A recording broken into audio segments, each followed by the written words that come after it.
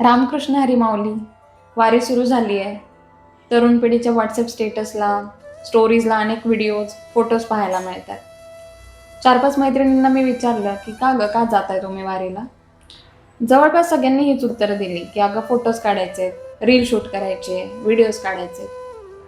अर्थात संपूर्ण तरुण पिढीला मी यामध्ये मोजत नाहीये, पण बहुतांश संख्या आपल्याला या वर्गात मोडलेली दिसते.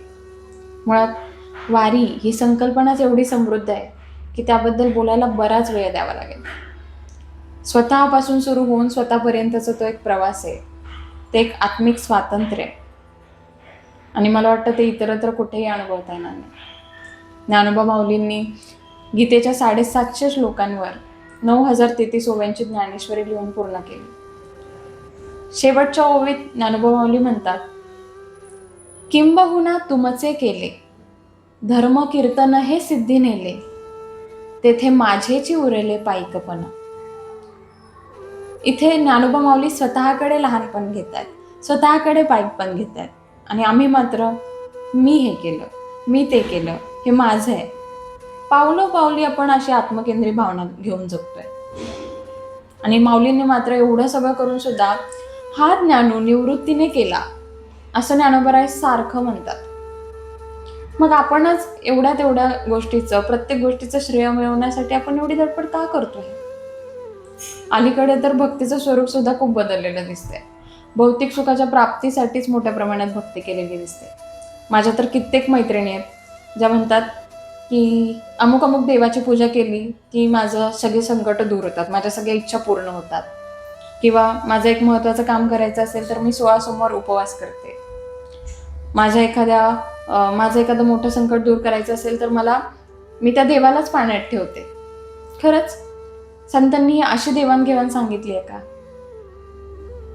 आणि त्या सगुण अथवा निर्गुण ईश्वराचं आणि भक्ताचं जे नातं आहे ते एवढं देवघेवीपुरतंच मर्यादित आहे का? मुळात प्रश्न हा आहे की या देवघेवीसाठी ते आहे का? आणि एवढ्या सोयीपुरतं, एवढ्या सोयीसाठीच जर का आपल्याला त्या ईश्वराची पूजा अर्चा करायची असेल तर यातून निष्पन्न काय होणार आहे?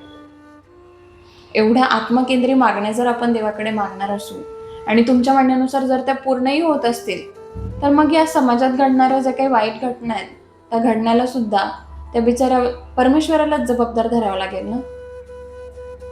ज्ञानोबा माऊली त्यांच्या पसायदानामध्ये मागणं मागतात, जे खडांची व्यंकटी सांडो तया सत्कर्मी रती वाढो. इथे माऊलींनी चांगल्या लोकांसाठी फक्त किंवा साधू संतांसाठीच इथे मागणं मागितलेलं नाहीये.